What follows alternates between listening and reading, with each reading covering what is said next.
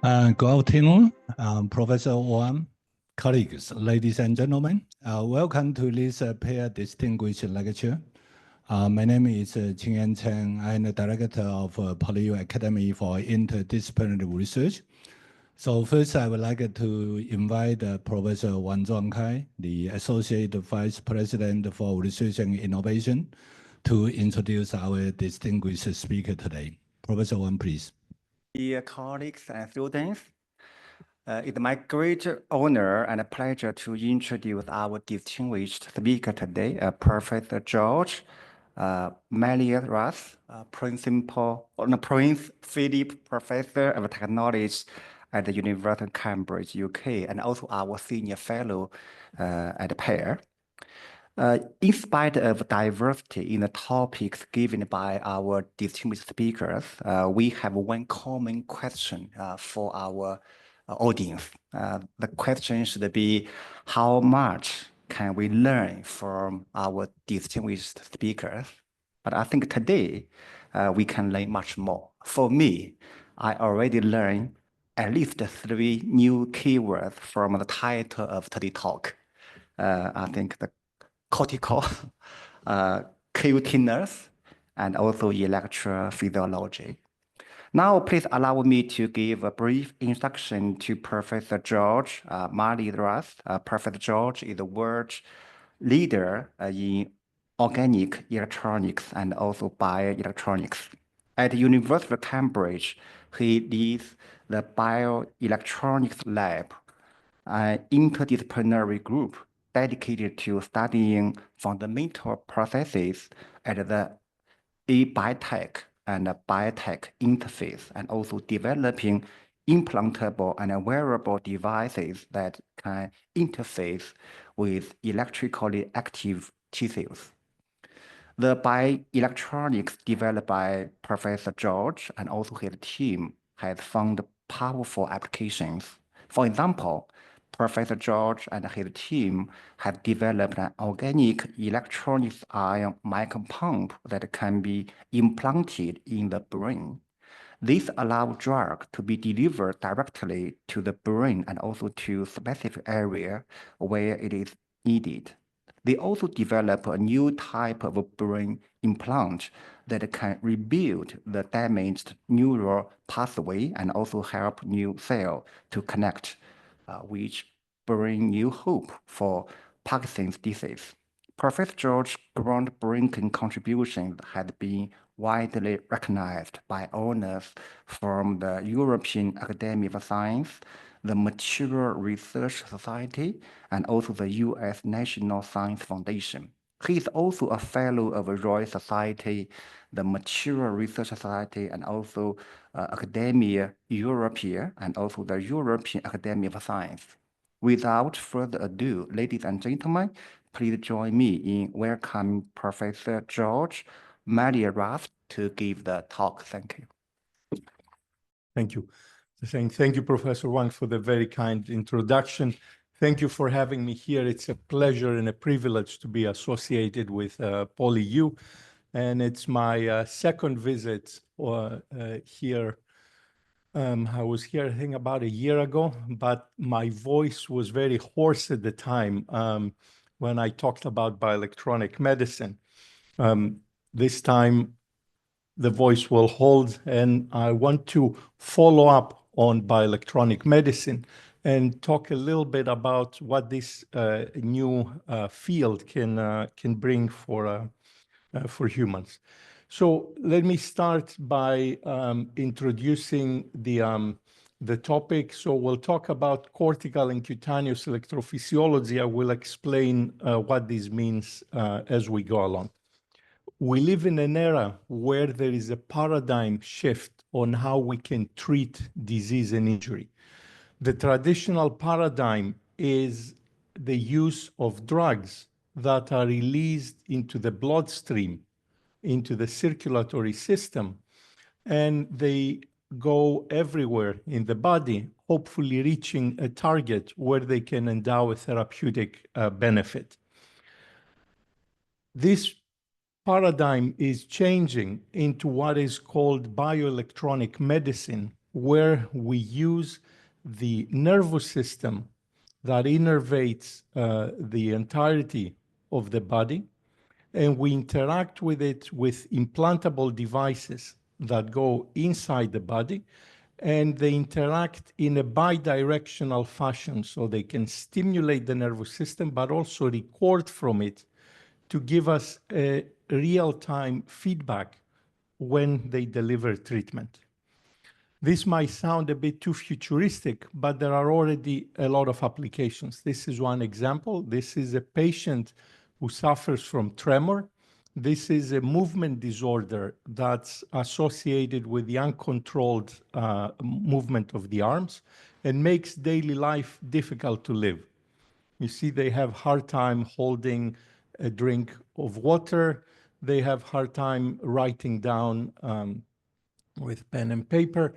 And through this intervention, which is called deep brain stimulation, where electrodes are placed inside the brain and stimulate the brain with current, you have an immediate amelioration of the symptoms. You flick the switch on and the symptoms are improved quite dramatically. You have an improvement in the condition of this person. This is a field that goes way back in time. In the classic world, there were reports of using electric fish to deliver a shock and treat migraines and gout and some other indications. But it was Galvani in the 18th century that did the now famous experiment with a dead frog, applying electricity and then getting the legs to move. This caused a lot of speculation as to the nature of the nervous system. And then 200 years later, there were already medical devices. This is a cardiac pacemaker. At that time, with electronics and batteries that were external to the body. So this patient had to carry with him at all times this cart of electronics in order to get his heart beating. That was in 1957. In 1958, there was the first fully implanted cardiac pacemaker that started the modern era of bioelectronic medicine. So pacemakers, late 50s for treating cardiac arrhythmias. You see here the location of the intervention is on the heart. It's electrodes that are placed on the heart that stimulate it and get it to beat at regular intervals. In the late 60s, there were the first cochlear implants. These are devices implanted in the inner ear. You see the site of the intervention is shown here. And then a decade later, chronic pain was started to be treated with implants on the spinal cord. A couple of other devices on peripheral nerves for controlling bladder, for controlling seizures from epilepsy. And then in 2000s, the brain came to the forefront, where with deep brain stimulation, you can now treat neurological disorders such as Parkinson's disease, neuropsychiatric disorders such as forms of obsessive compulsive disorder that are very severe and resistant to drugs. Then some other prostheses, some other devices, including peripheral nerve stimulation for autoimmune disease, so going beyond neurological and into conditions such as rheumatoid arthritis, type 1 diabetes, and so on. So this is viewed as a generalized way to treat different diseases. Now, this sounds very optimistic. Where is it? Why do we not see deployed to people at scale? When you go to the doctor, they still describe pharmaceuticals. Why don't they describe an electronic device? There are some significant limitations of bioelectronic medicine. First and foremost is we do not understand how the brain works. And when I say brain, I mean the entire nervous system. It's a very complex system. The brain alone consists of over 80 billion neurons, each one connected with as many as 10,000 others. So the numbers are astronomical, and understanding the workings of this machine is beyond our current state of the art. We do understand how neurons talk to each other. So neurons are electrically active cells. They have a body that has extensions that are called dendrites. These extensions collect information. That information then gets processed, and the outcome of that computation is an action potential, as it's called, or a little voltage pulse that comes down this long process, which is called the axon. And then it connects to another neuron where it either stimulates it or it inhibits it, thereby propagating information. Now, these are things that we understand on a quantitative basis. However, we don't understand how we go from this cellular phenomena to macroscopic behavior. In order to close this gap, neuroscientists are conducting measurements with electrodes that are placed inside the brain, on the surface of the brain, or on the surface of the scalp.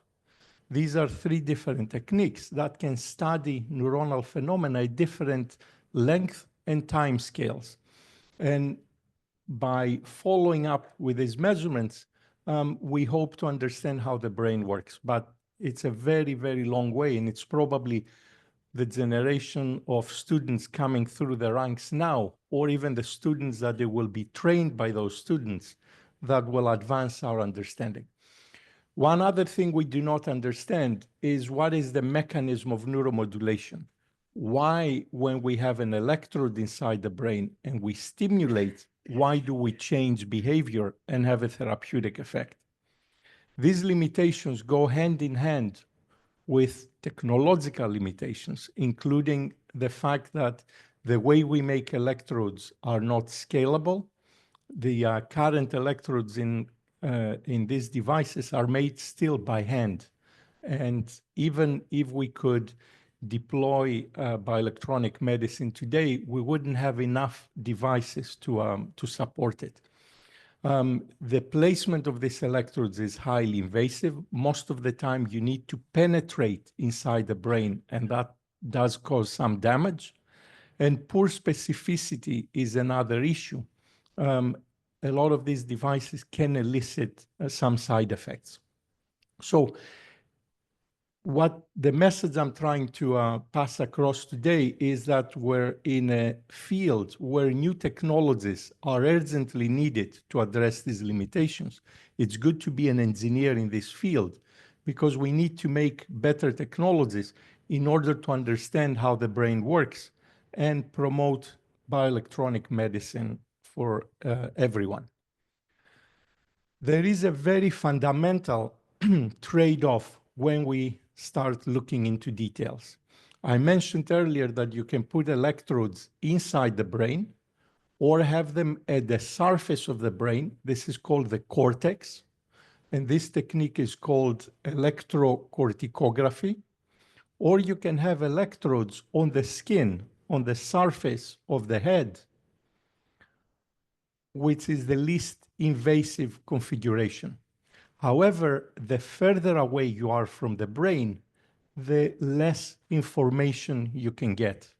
If you're sitting at the surface of the brain, this is called electroencephalography. It is not invasive at all. You just put an electrode on the surface of the head and you measure some information. However, the information that you measure is very poor in content.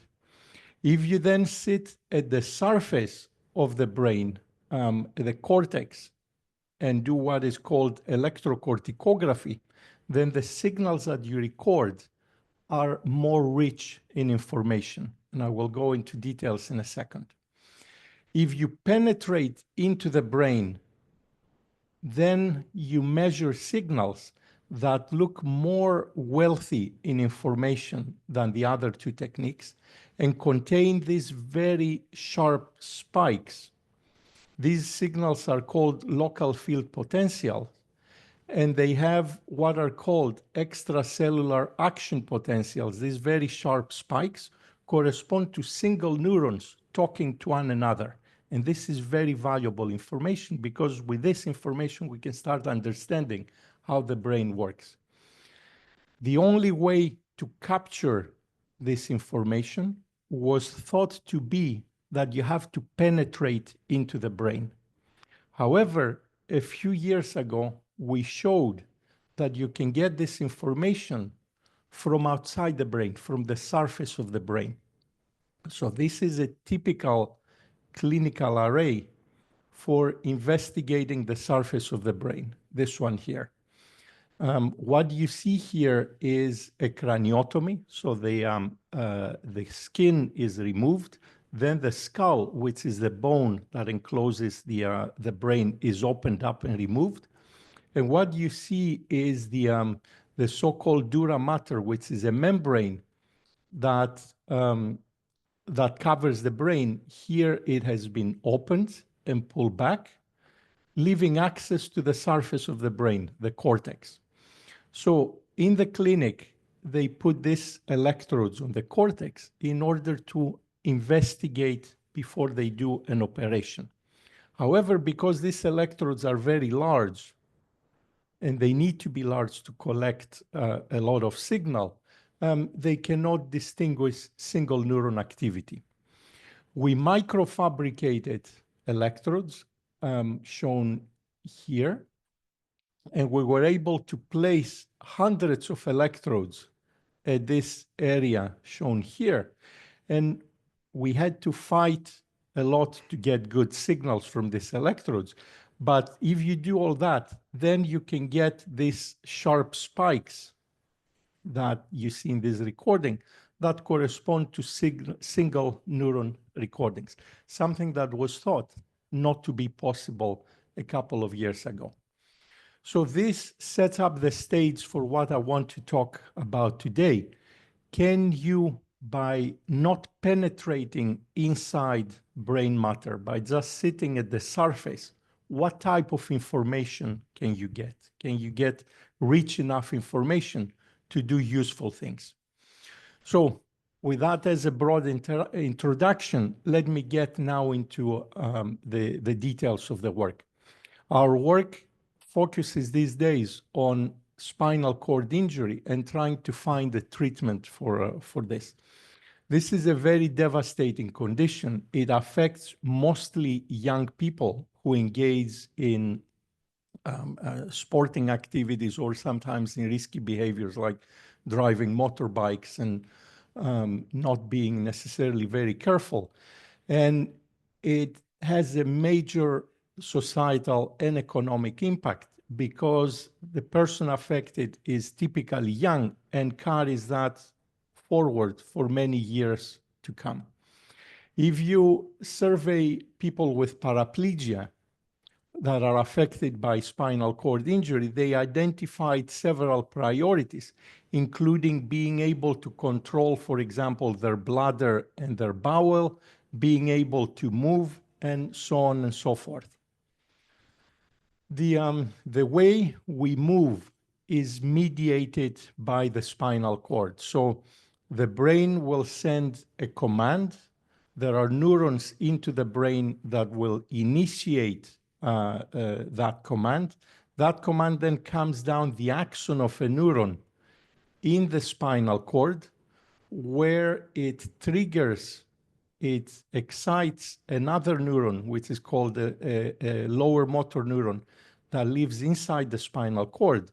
And that neuron then, through a peripheral nerve, will innervate a muscle and give the muscle the command to contract in order to initiate movement.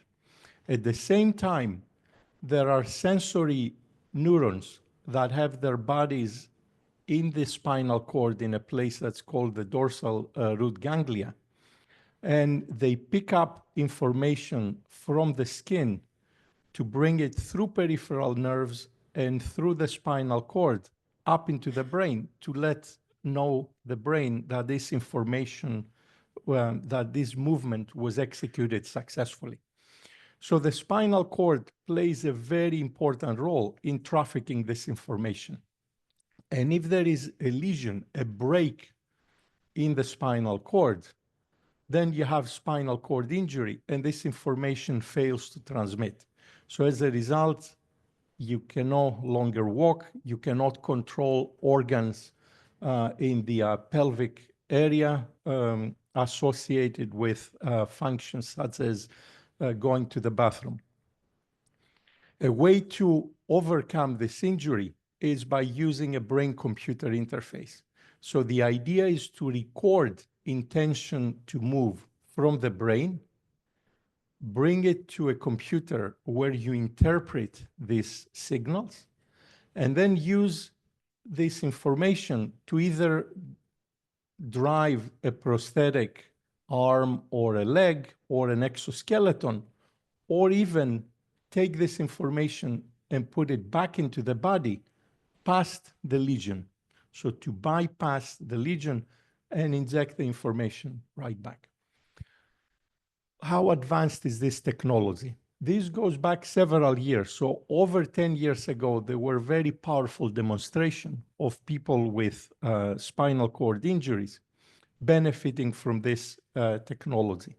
Here you see a patient, it's someone with tetraplegia, they cannot move arms or legs, and they have electrodes implanted into their brain. Those now have a wired connection to a computer where the signals are interpreted. And then here they're used to drive a prosthetic arm that can fetch things such as a drink of water for this. This was a demonstration. However, those technologies are coming closer to becoming a reality. This is a company called Neuralink that implants people with electrodes. These are shown here. These are electrode arrays that look a little bit like needles that have these little golden dots that you see here. In magnification, they're microelectrodes that can read signals from individual neurons. These penetrate into the brain and then record activity, and that activity can then be translated to allow this user to use a computer, for example, to compile an email or to play chess as shown here. Now, our group focuses on interfacing not with the brain, but interfacing with the spinal cord to pick up this information. The reason we do this is because people with spinal cord injury have to undergo operation on the spinal cord. So the thinking is that during that operation, you can place electrodes in the spinal cord, and maybe you could use those to drive a brain-computer interface, as opposed to having to do an additional operation on the head.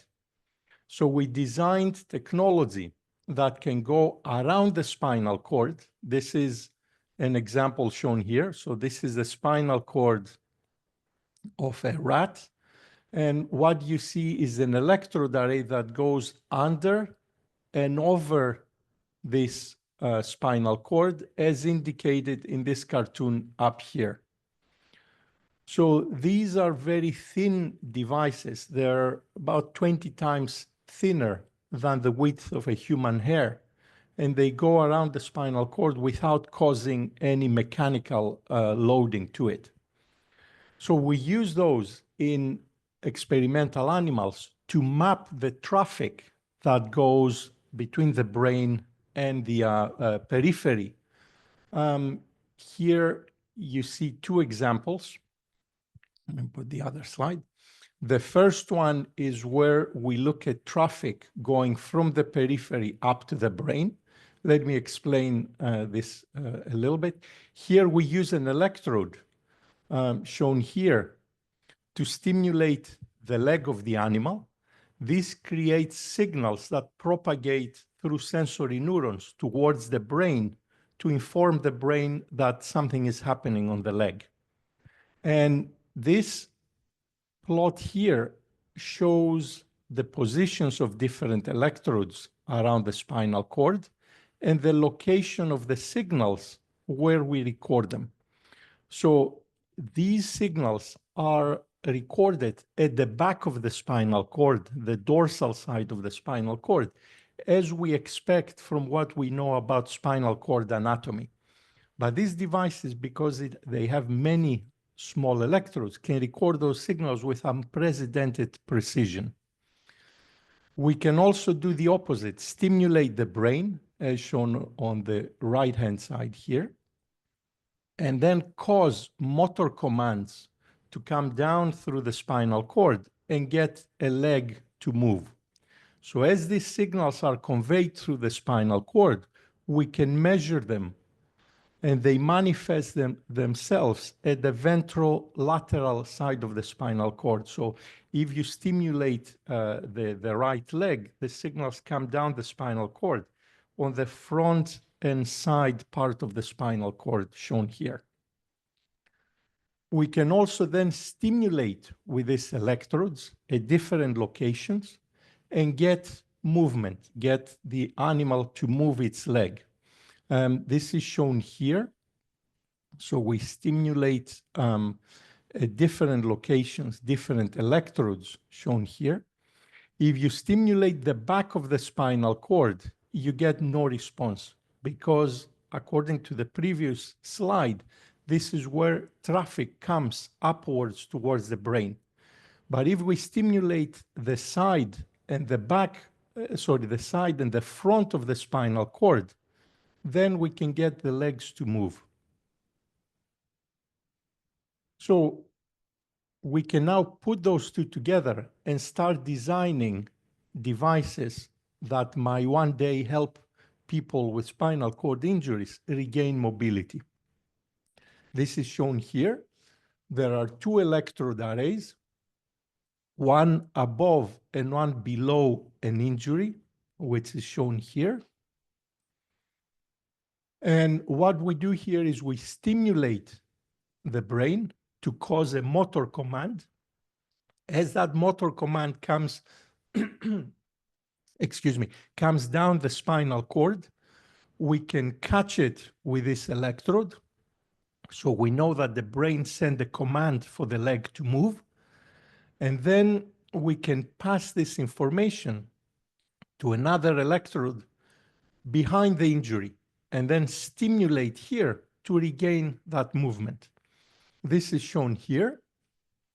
This is the motor command that we record with this electrode. And then this is the movement as we see it by looking at the kinematics and by looking at muscle recordings from that leg. If we disconnect this interface here, then the command doesn't propagate because there is an injury in the spinal cord. So we can measure the command here, but it doesn't lead to movement of the leg. If we go back then and reconnect the interface, then the movement happens again.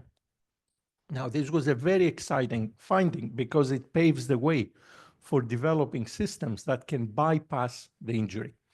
But this is very, very early days. This was done in an anesthetized animal.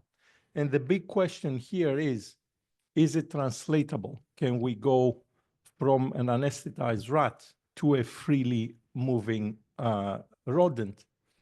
And even more important, how rich are these cortical recordings? We're recording from the surface of the spinal cord.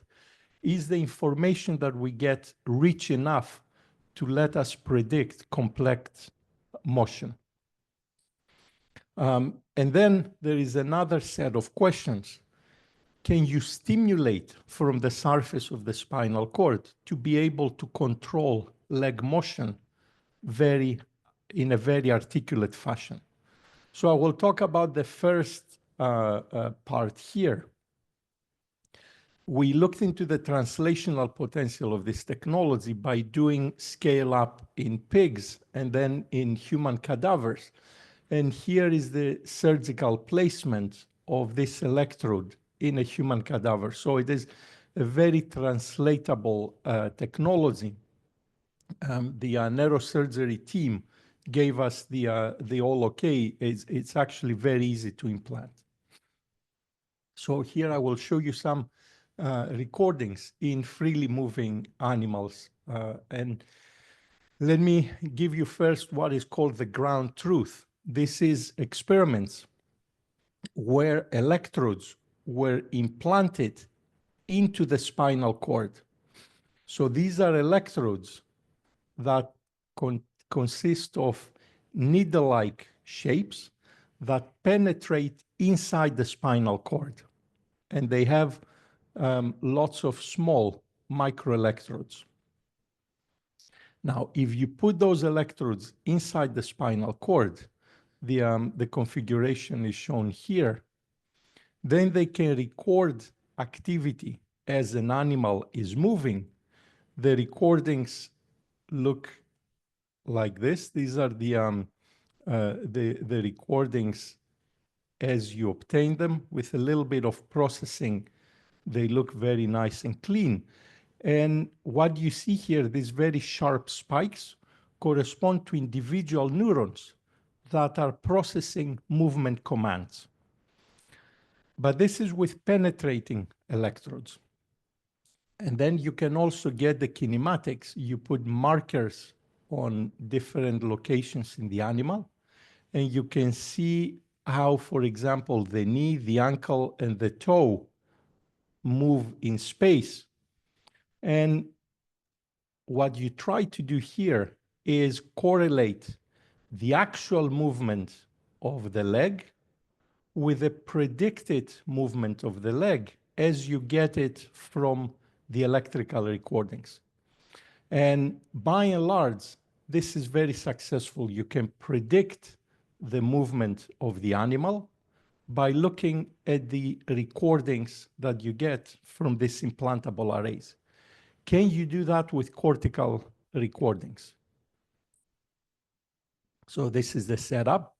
This is the rat as it's moving. These are the dots that show the different locations for the kinematics.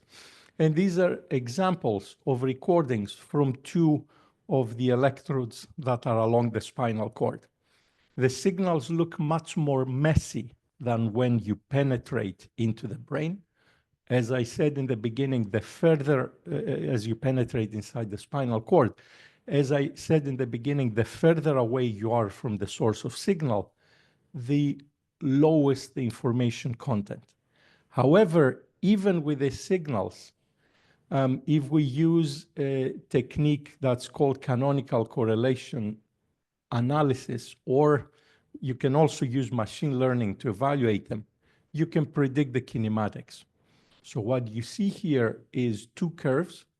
One is the actual movement of the leg as the animal moves, and the second is the predicted movement of the leg from the recordings that you get from the surface.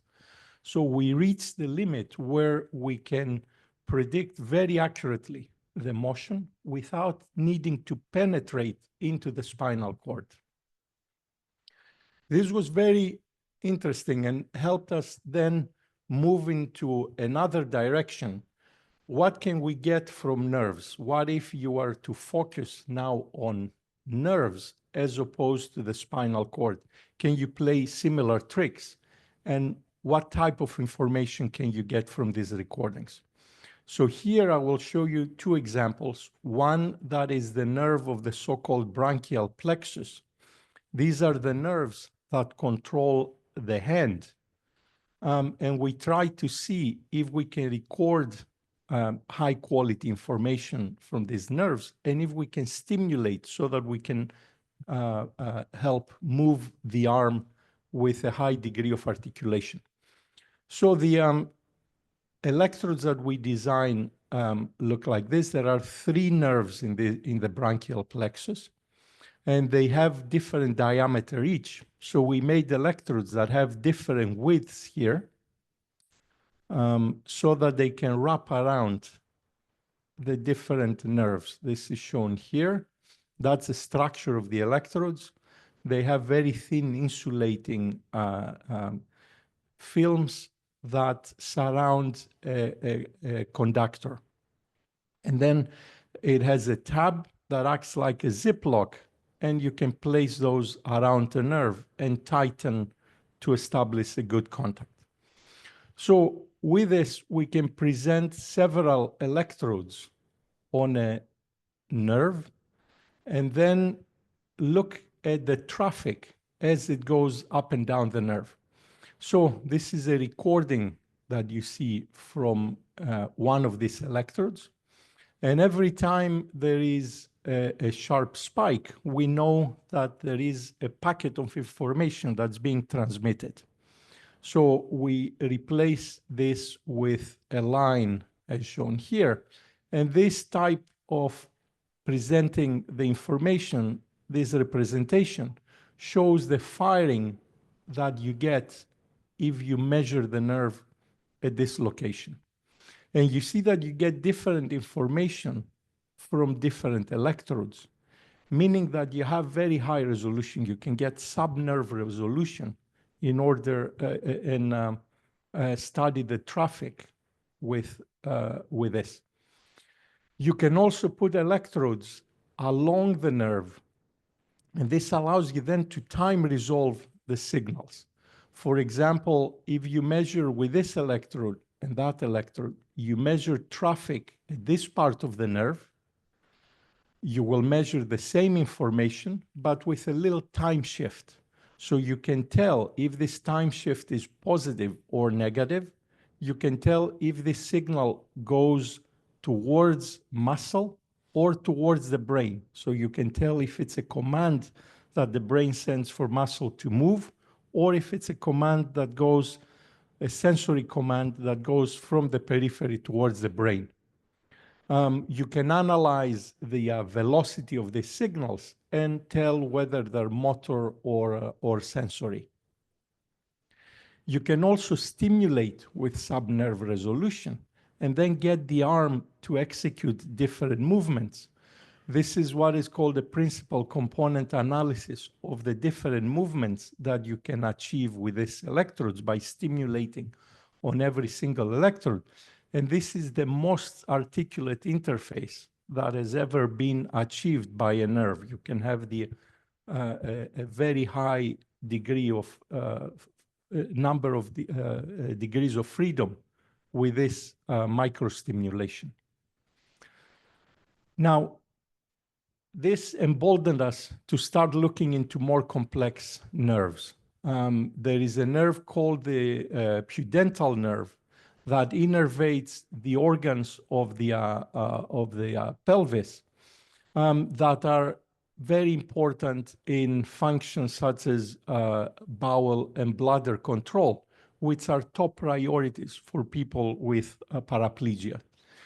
This is a very complicated nerve. It has a lot of fascicles in it and traffics very important information. So we designed electrode arrays that would present 16 microelectrodes around this nerve and try to see what information can we learn. So this is an experiment where we can distend the bladder, make it go full. This is shown here. We can inject liquid inside the bladder and get it to fill up in a linear fashion as a function of time.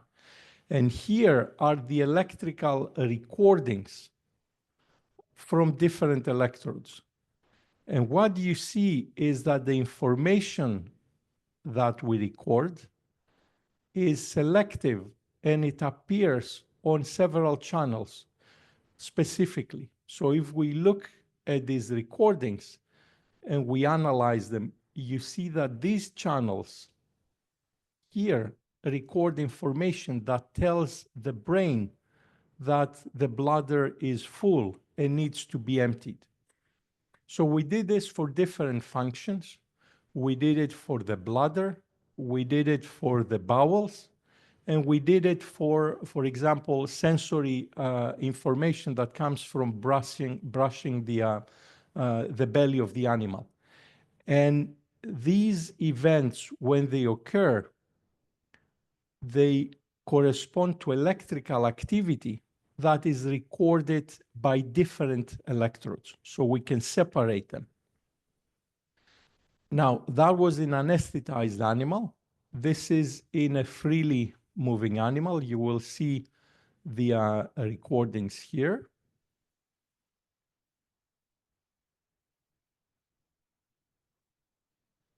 So you see the animal is moving, and then here, when you start having activity in a particular set of electrodes, shown here, this is associated with urination, and you will see the sign of that. Oh, sorry, this is, bowel emptying, and you see the sign of that there. While a bit later, there is activity in another set of electrodes. You see that yellow band here associated with neuronal firing at a different set of electrodes. And that is associated, as you see, with urination. So we can tell by recording from this nerve what activity the animal is doing. Now, why do we do this? We do this because we can then turn this into stimulation to control that organ function. This is shown here. This is by stimulating those electrodes, you can get the animal to empty its bladder on demand. Now, this is life-changing technology if and when it translates on humans for people with spinal cord injuries. Now, this is for bladder, and the channels associated with this is a so-called radar plot, are very specific. And for bowel emptying, it's a different set of channels that needs to be stimulating to achieve this function. So we can achieve independent control of bladder and bowel function, something that hasn't been done before. Now, for the last few minutes, let me switch gears and talk about valvular heart diseases. These are diseases of the heart that affect, again, a large number of people. Here, if you catch them early, they can be treated by medication very effectively, but success critically depends on early detection. And these are diseases that affect the valves of the heart, where sometimes they do not close very effectively. The way these are detected is by using mechanical imaging modalities to image the heart and look actually at the mechanics of the valves. So techniques such as magnetic resonance imaging, MRI, computer tomography, or ultrasound, which are all techniques that are practiced in a hospital setting. And definitely not suitable for continuous monitoring of the heart. Electrocardiography, where you put electrodes on the surface of the body, together with deep learning, has shown a little bit of success, but the accuracy is very low, and the results are not easily interpretable. So this hasn't gone too far. Here, we took a different approach, which is called body surface potential mapping, that involves measuring with high resolution the potential on the surface of the skin and trying to extract as much information from this.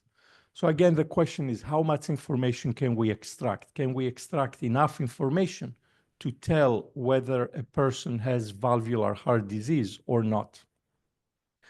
So this technique involves placing electrodes at a specific distance with each other and of specific diameter in order to extract as much information from the surface as possible. The technique dates back several years, and in the past, it was used to so-called solve the inverse problem, to try to understand what the heart is doing and model the movement of the heart. Today, this is used differently. It's used in combination with machine learning. And instead of trying to figure out exactly what the heart does, you use this technique in healthy patients, you use this technique in patients with valvular heart disease, and you train a machine learning program to analyze this data and pick up differences between them. In designing electrode arrays for this, there are many choices. For example, what should the size of the electrode be? How large should the electrode be? What should be the distance between two electrodes? What should be the shape of an electrode? Should it be rectangular? And if yes, which orientation? Should it be round and all that? Should the arrays be uniform or should they have areas of higher density? And how big should the arrays be? What is the layout? So we developed design rules for this technology and published them recently. And going back to engineering principles, it's quite easy to come up with a solution.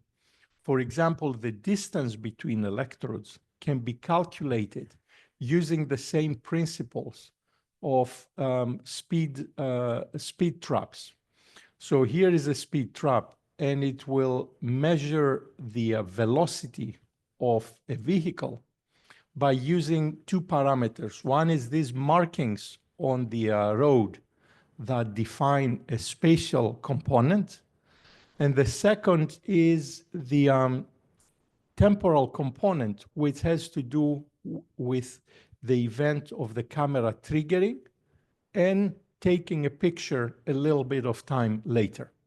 So the conduction velocity of a car or of a signal is given by the ratio of a temporal and then a spatial frequency. So if you know, for example, for the cardiac activity, based on anatomy and physiology of the heart, that the velocity of cardiac signals is of the order of a few meters per second. And you know that the cardiac signal contains frequencies that go up to less than 200 hertz, so you limit your bandwidth to 200 hertz, then you can calculate the spatial frequency, so the distance between your electrodes, to be 15 millimeters. If you make them closer, you get redundant information. If you put them further away, then you lose information. Similarly, you can use engineering principles to understand what the optimal electrode area is.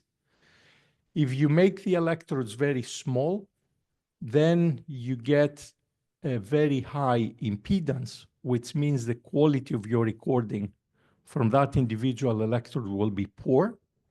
But you have low spatial filtering of data, meaning that they can give you much better spatial resolution. So there is, again, a filtering function that you can use that basically depends on the size of the electrode. This is the parameter that gives you the spatial filtering as a function of the spatial frequency. And again, using this very simple consideration, you can come up with the maximum electrode size that will give you the minimum filtering for this type of information, for this type of propagation speed of the heart. So we validated these devices. This is an example where the electrodes are placed at 15 millimeters from each other, and each electrode is 5 millimeters in diameter, and here placed over the heart. And you can get very high quality information from these electrodes comparable in signal-to-noise ratio with what you get from much larger electrodes that are used commercially. Now, this technique gives you a lot of information. You can look at the temporal characteristic of the signal as it propagates through different electrodes. You can look at the spectral information if you plot the time frequency analysis. So each electrode in this array will give you a signal that can be analyzed in terms of the frequency content as a function of time. You can get information by looking at the correlations of signals between one electrode and all the others, or between neighbors. And you can get interpolation information that is lost in typical electrocardiography. So this is how the technology we ended up using looks. These are the electrode arrays shown here. The raised black structures here correspond to individual electrodes, where the size and the inter-electrode distance has been optimized to look at the heart. And here we're doing a clinical study on canine patients, so dog patients that come into the vet school with mitral valve disease. We use ultrasound to establish the ground truth, image the heart, and tell whether it has a valvular disease or not, and then measure with our device, trying to figure out if we can see a difference between mild and moderate forms of disease. This is the stage where medication can have a very, very beneficial effect. So this is one of our patients shown here. This is the array of electrodes that is attached on the heart. It needs to stay there for about a minute to get enough information. And then this is a radar plot where we plot the delay of the signal from one electrode to the other in dogs with B1 and B2 stages of disease. And you don't need to do much analysis. You can see it with your own eyes that you really have a significant difference between the two cases, enough to be able to tell and stage which animal has B1 and which has B2. So the ramification of this is you have now a technique that can be used outside the clinical environment. It's a little patch that you can hold over the heart and stage the and tell whether you have mitral valve disease and at what stage. So with that, let me wrap up. There is a trade-off between invasiveness and resolution, which is very inherent in electrophysiology. If you put electrodes into the brain, into the spinal cord, you get very high quality information. As you pull outwards, you put them on the surface or on the skin, then you get less information. What I showed you is that if you use this thin film cuff electrodes on the spinal cord to do circumferential recordings, you can demonstrate proof of principle for a spinal cord injury bypass. And the recordings allow precise prediction of movement kinematics. On a nerve, on the surface of the nerve, you can show that you can individually record and stimulate different organs. And on the surface of the body, you can do what is called body surface potential mapping to stage valvular heart diseases. So the conclusion is that you can do a lot without being too invasive. Now, a lot of the data that I showed today are unpublished. They're very recent data. And we look very much forward to getting those out and see how excited the scientific community will be. With that, let me thank the group. It's co-led by a neurosurgeon and 2 neuroscientists. The people who contributed to today's talk are shown here, highlighted, lots of collaborations and funding agencies. Thank you very much for your attention, and thank you for having me here. So now the seminar is open for questions. And actually, I received 2 questions from our Prof some online audience. So the first question is how to amplify the cortical and the skin electrophysiological signals. Is there any specific technique to amplify the signal? Not really. It's not particularly challenging because the signals that we get from the cortex are rather large. We work on the very front end to match, to try to get as low impedance with our electrodes as possible, so that then we can get high enough signals. The bandwidth of the signals is rather limited. So typically you record at maximum 64 kilohertz or so. So it's not particularly challenging. Okay. And how to identify the specific physiological signal metric corresponding to the behavior I wish to monitor or predict among the multitude of available indicators? Yeah. Now that is at the heart of the of what we do. The way we approach this is by using small electrodes, and many that are placed on well-defined locations. So for the spinal cord, we do a ring of electrodes around the spinal cord. For a rat, those would have a diameter of about 20 microns each.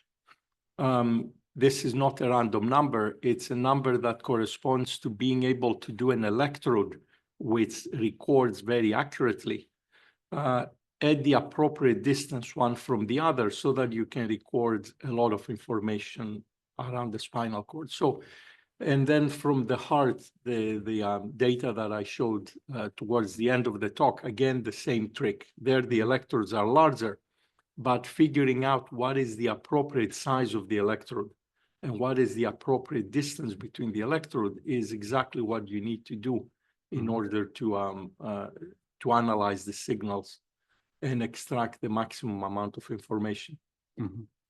Okay, thank you, George. So is there any questions from our audience? Yeah.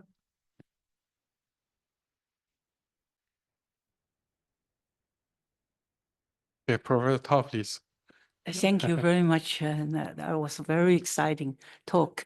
And a lot of progress made on electrodes and how to space them and the size and the shape. Is the shape important in your case? The shape is important because we try to use, sorry about this, we try to use the maximum amount of information we can extract. And the shape plays a big role. For example, if the information we try to catch moves in a linear fashion, as it is along the spinal cord, we would go for square-shaped electrodes or rectangular electrodes. If the information, on the other hand, moves in a more complex pattern, such as on the heart, the electrophysiology activity does that. There we will use circular electrodes to make sure that all the area that we cover fills with signal. Yes, another question is about the pairing of sending signal from brain and then the other one receiving the sensory signal from the skin. How critical this pair has to be located, and any general rules? So when we record, we need to then stimulate with a latency that is the same as the information would propagate with naturally. So on the spinal cord, when we do the lesion, we put the electrodes about a centimeter or so apart.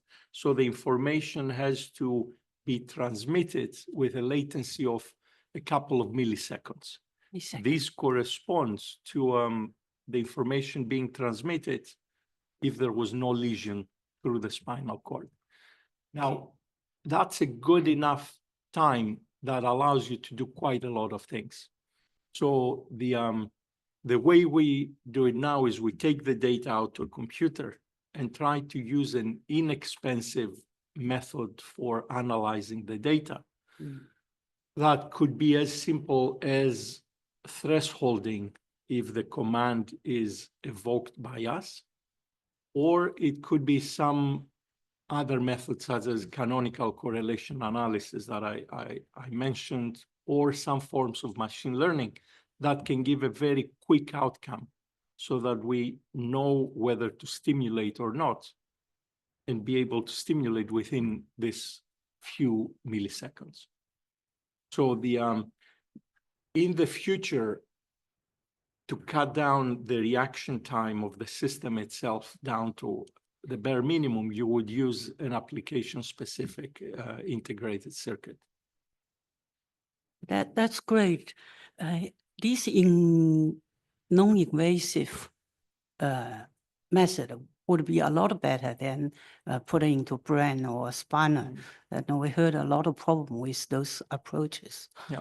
Now, the problem is if we're looking at a skeletal muscle on your leg, it's several layers, but surface measurement only measure probably predominantly the surface signals.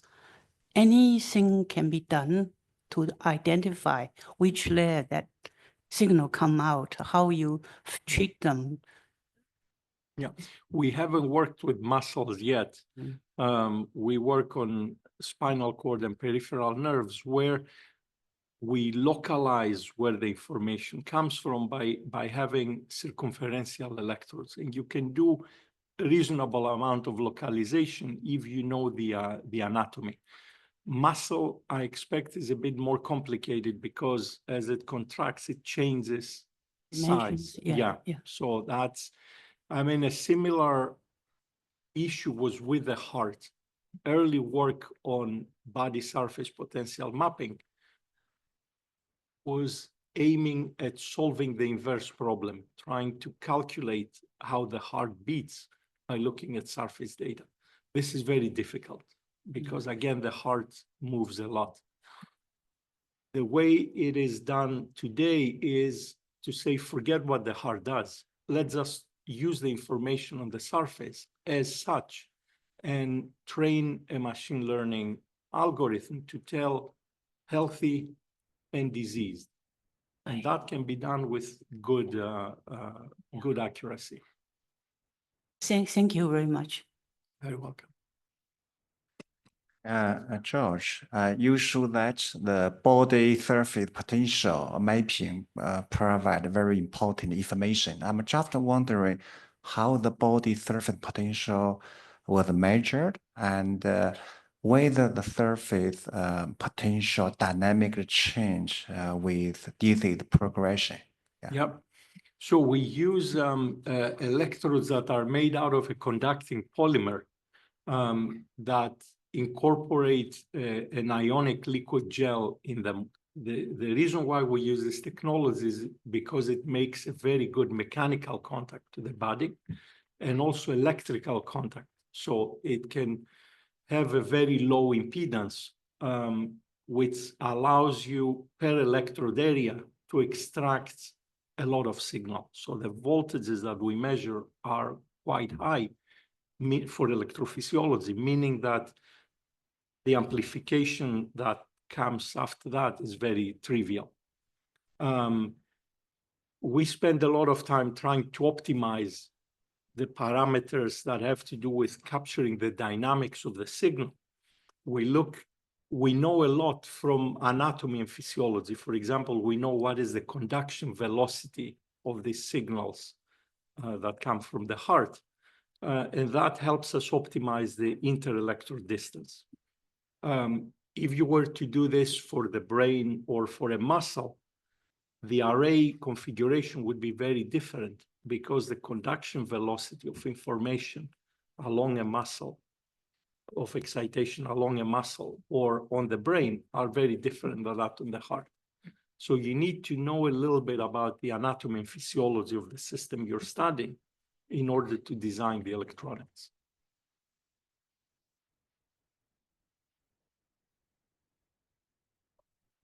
Transferring signals from the capturing signals from the spinal cord at an early stage and transmitting these to a computer and then into the brain. And I was wondering, outside of medical remedies for diseases or damages, could you see an other application for capturing these signals perhaps faster than a slower peripheral nervous system, and maybe improving peripheral response times in vision or hearing or general reaction time as a symptom of old age? Or if that's irrelevant, what other applications do you see for general improvements and performance enhancing capabilities? Yeah, thank you. That's always a discussion to be had, is if you can improve things, how far should you go? What is, let's say, the ethical limit, if you wish.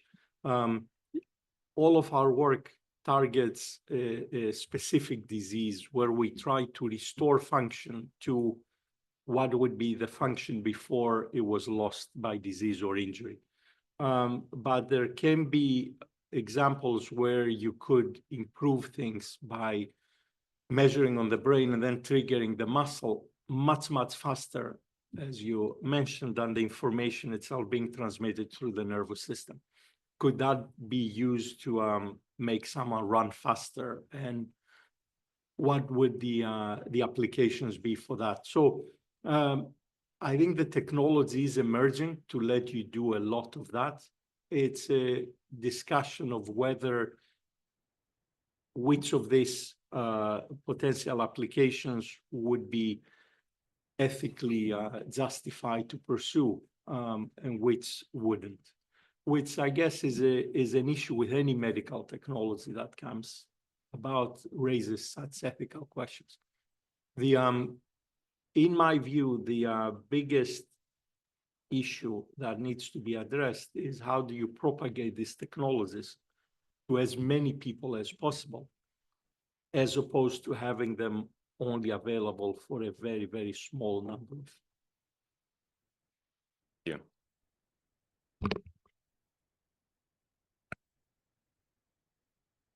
Okay, any other questions? Actually, I received 2 questions, but all in Chinese. Yeah, I will translate. great. So one question is about the skin electrophysiological signal, the correlation between the skin electrophysiological and the cortical electrophysiological signal. Is there any, why is that it can be correlated through what type of medium? Or so usually you lose a lot of information when you put electrodes on the skin as opposed to on the cortex of the organ. This has been well studied on the brain. There are 2 factors for this. One is distance from the source. The signal originates from inside the brain, from the on the brain itself.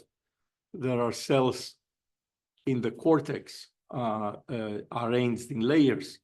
And typically that is the activity that you're measuring from outside. So if you implant a probe inside the brain, you can record those single neurons very accurately. If you sit at the surface of the brain, then you can pick up some of this activity. If you go away, then further away, and you sit on the surface of the scalp, you're further away. So that distance makes the signal decrease in strength. but the information is also filtered because of the skull and because of the skull. So there are two effects. One is just very geometrical one. The further you are from the source, the lower the signal. And the second is layers in between will selectively cut certain frequencies, and you lose a lot of information content. Right. Okay, so another interesting question is about detection of this electric signal on a single cell. So is there any technique, specific technique? How about the progress of this technique? And is it applicable for this cortical electrosignal monitoring?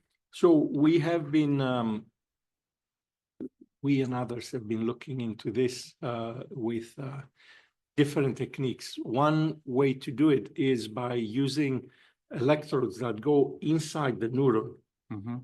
This is a technique called patch clamping that was developed by Sackler and Neyer, and they got the Nobel Prize in electrophysiology, in physiology and medicine for this. That is very time consuming. You need to a very skilled operator to approach this microelectrode onto a neuron. Your target there is the sum of the neuron, which is of the order of tens of microns.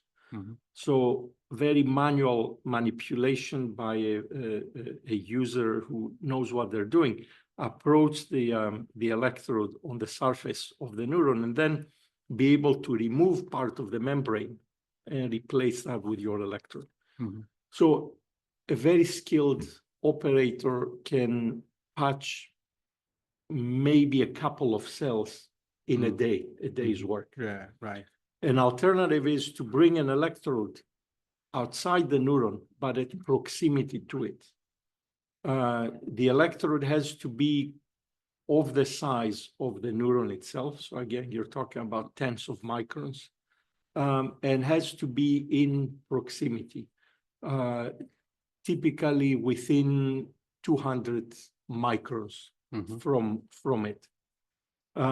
That you can do from the surface of the brain. You can look about 200 microns into the brain and record from that, but not deeper. Right. Okay. So any questions? So probably I have the last question. Like the advantage of the session, the chair. And actually, we also did some work on the mapping of this ECG, the body. Yeah. And we noticed that besides the traveling distance or delay of the traveling, this effect, we found the change of the shape, particularly around different directions. Yes. Yeah. So actually, the ECG signal from the heart is rather complicated. It can change not only the transfer is not only related to the transfer of the signal, but also probably the multifunctional heart can generate three-dimensional ECG signal. Yeah. So no, this is very very correct. When you measure from the surface, typically all this information is discarded. The signals can be super rich. And that's what I showed here is just based on the timing of signals as they're recorded by different electrodes. But the shape changes, the frequency content changes. You can get spectral changes by electrode.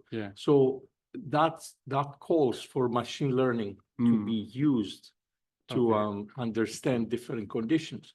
And you can pick up very small differences. For example, the difference that I show between B1 and B2 stages of disease is tiny in terms of how it affects the activity of the heart. But still, you can pick it up. Okay. So we're on the verge of, I think, very powerful diagnostics to become available. Okay. Okay, so let's thank Professor George Malliaras again for giving us a very nice talk. Thank you. Thank you.